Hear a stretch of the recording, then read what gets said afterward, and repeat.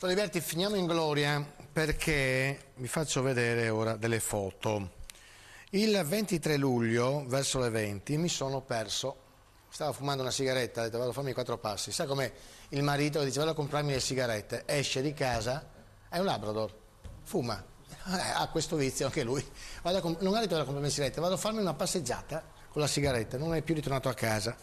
E ora mi ha inviato questo messaggio via telefono. Oi bello, sei tra cani così, mi sono perso, aiutami a tornare a casa.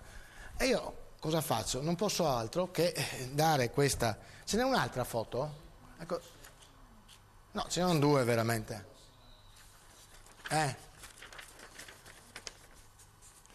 Vabbè, ce n'era un'altra. Vabbè, allora, mi chiamo Ace, sai come nel tennis, no? Ace, quando la pallina parte, c'è la bolla, facciamo degli ace stupendi. Ace è un Labrador maschio di 6 anni, segni particolari, taglia media, color miele, non è aggressivo, ha un microchip, c'è anche il numero, Allora, telefonate a quel numero in sovraimpressione 329 18 18 321. Mi ha inviato questo messaggio Ace, tra l'altro è stato, lui era a Vistorta Schiavoi vicino a Sassile, stava così passeggiando con questa sigaretta in bocca, sai com'è, magari ha visto una labradonessa che ha detto aspetta ciao bella, e poi ha detto come faccio a ritornare a casa?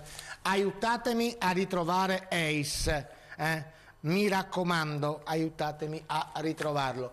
Bene, dottor Liberti, ieri avevamo dato la notizia al dottor Liberti dello smarrimento, si ricorda di questo animale, no? Di questo Labrador, avevamo un po' fatto vedere con la sigaretta in bocca, simpatico. Bene, è stato ritrovato Ace, morto a Cordignano.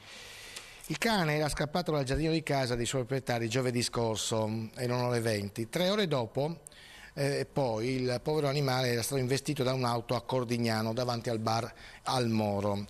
L'animale si aggirava nei dintorni di casa, nella zona di Vistorta Sacile fino a poco prima, e sebbene in molti lo avessero avvistato, ben sapendo da dove provenisse, nessuno si è preoccupato di avvisare i proprietari. Qualcuno lo ha pure allontanato seccato dopo che Ace aveva affettuosamente leccato una mano ad una signora. Ma il fatto più grave secondo noi è che dopo essere stato investito mortalmente da un'auto che non avrebbe potuto evitarlo, il corpo è stato dapprima spostato dal conducente dell'auto a bordo strada e poi, secondo alcuni riscontri, spostato in mezzo ad un campo, pare dai vigili urbani di Cordignano.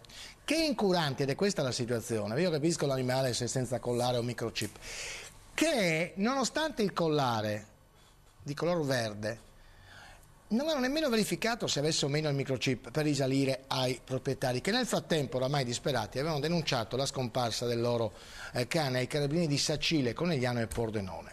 Solo ieri sera una telefonata di una persona sensibile ha avvisato i proprietari che il corpo senza vita del loro cane giaceva oramai da 4 giorni in mezzo ad un campo a Cordignano. Si sono recati sul posto, accompagnati da un veterinario, che ha confermato la lettura del microchip. Hanno quindi dato sepoltura al povero animale, dico povero animale. Io vorrei vedere e chiedere a questi vigili se accadesse a loro. Questo è il paese, veramente è un paese incredibile. Devi pagare il microchip, sei obbligato a fare il microchip, hai il collare. Oh no, dottor Liberti, lei che è una... Cioè, è incredibile. Cioè, il vigile urbano ha una divisa, vorrei sapere, e chiedo ufficialmente, visto che è Cordignano, chi sono questi 2 vigili.